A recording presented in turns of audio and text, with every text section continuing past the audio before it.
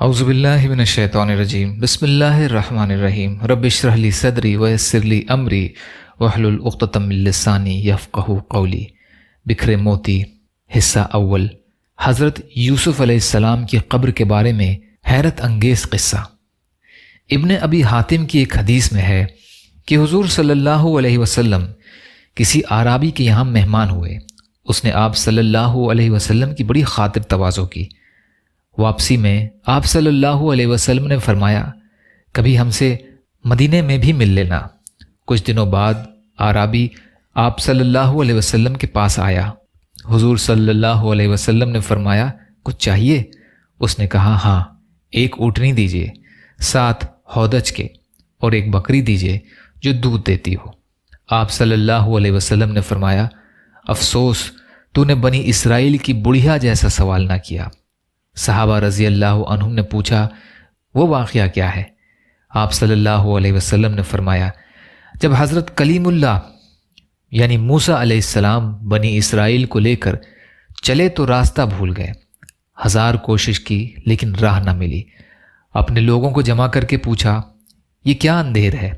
تو علماء بنی اسرائیل نے کہا، بات یہ ہے کہ حضرت یوسف علیہ السلام نے اپنے آخر وقت میں ہم سے عہد لیا تھا کہ جب ہم مصر سے چلیں تو ان کے تابوت کو بھی یہاں سے اپنے ساتھ لیتے جائیں۔ حضرت موسیٰ علیہ السلام نے پوچھا کہ تم میں سے کون جانتا ہے کہ حضرت یوسف علیہ السلام کی تربت کہاں ہے؟ سب نے انکار کر دیا کہ ہم نہیں جانتے۔ ہم میں ایک بڑھیا کے سوا اور کوئی بھی حضرت یوسف علیہ السلام کی قبر سے واقف نہیں۔ حضرت موسیٰ علیہ السلام نے اس بڑھیا کے پاس آدمی بھیج کر اسے کہلوایا کہ مجھے حضرت یوسف علیہ السلام کی قبر دکھلا۔ بڑھیا نے کہا، ہاں دکھلاؤں گی، لیکن پہلے اپنا حق لے لوں۔ حضرت موسیٰ علیہ السلام نے کہا، تو کیا چاہتی ہے؟ اس نے جواب دیا کہ جنت میں آپ کا ساتھ مجھے حاصل ہو۔ حضرت موسیٰ علیہ السلام پر اس کا یہ سوال بہت بھاری پڑا۔ اس وقت وحی آئی کہ اس بات کو مان لو، اس کی شرط کو منظور کر لو۔ اب وہ آپ کو ایک جھیل کے پاس لے گئی جس کے پانی کا رنگ بھی متغیر ہو گیا تھا۔ کہا کہ اس کا پانی نکال ڈالو۔ جب پانی نکال ڈالا اور زمین نظر آنے لگی تو کہا، اب یہاں کھودو۔ کھودنا شروع ہوا تو قبر ظاہر ہو گئی۔ تابوت ساتھ رکھ لیا۔ اب جو چلنے لگے تو راستہ صاف نظر آنے لگا اور سیدھی راہ لگ گئی۔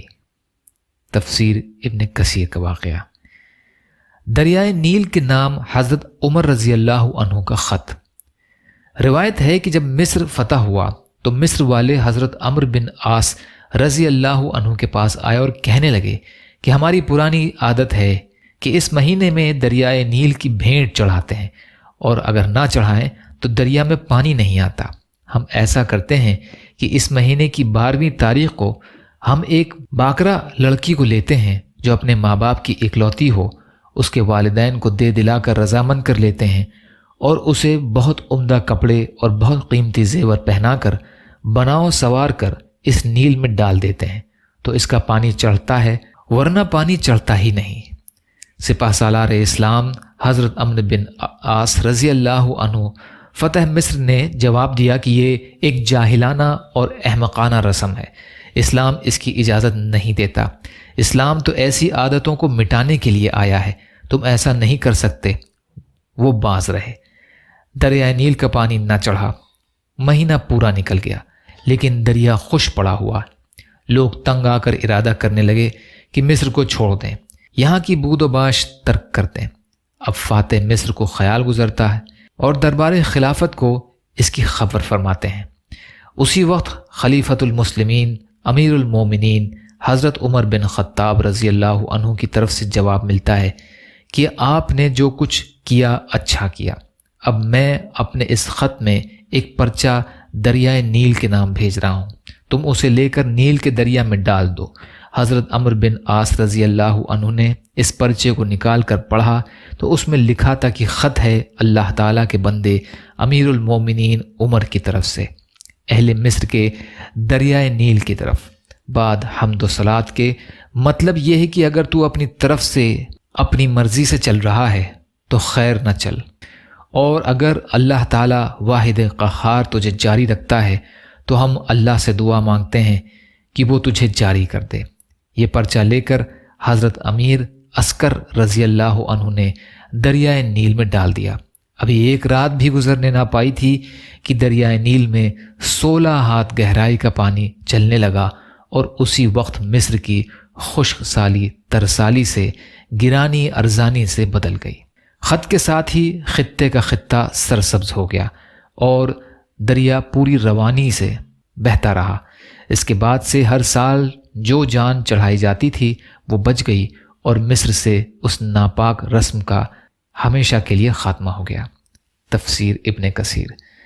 یا اللہ ہم سب کو کہنے سننے سے زیادہ عمل کی توفیق عطا فرما۔ یا اللہ مظلوم فلسطینیوں کی، کشمیریوں کی، روہنگیا مسلمانوں کی اور مسلمان جہاں بھی پریشان حال ہیں، ظالموں کے ظلم کا شکار ہیں، ان کی بھرپور مدد فرمائیے۔ ہم سب کو اپنی استطاعت کے بقدر اپنا حق ادا کرنے والا بنائیے۔ یا اللہ آپ قادر مطلق ہیں، ہر شے پر قادر ہیں، آپ کے لیے ہر چیز آسان ہے، ہمارے لیے آسانیاں پیدا فرمائیے۔ یا اللہ آپ نے ہمارا ظاہر بھی اچھا بنایا ہے، ہمارے باطن کو بھی اچھا بنا دیجیے۔ یا اللہ عزت اور عافیت کی زندگی عطا فرمائیے، صبر اور شکر اور اچھی طرح عبادت کرنے والا بنائیے۔ بغض، حسد، جلن، کینہ، تکبر، ریاکاری ہمارے دلوں سے نکال دیجیے۔ ربنا تقبل منا انک انت السمیع العلیم برحمتک یا ارحم الراحمین۔ لا الہ الا اللہ محمد رسول اللہ۔ السلام علیکم۔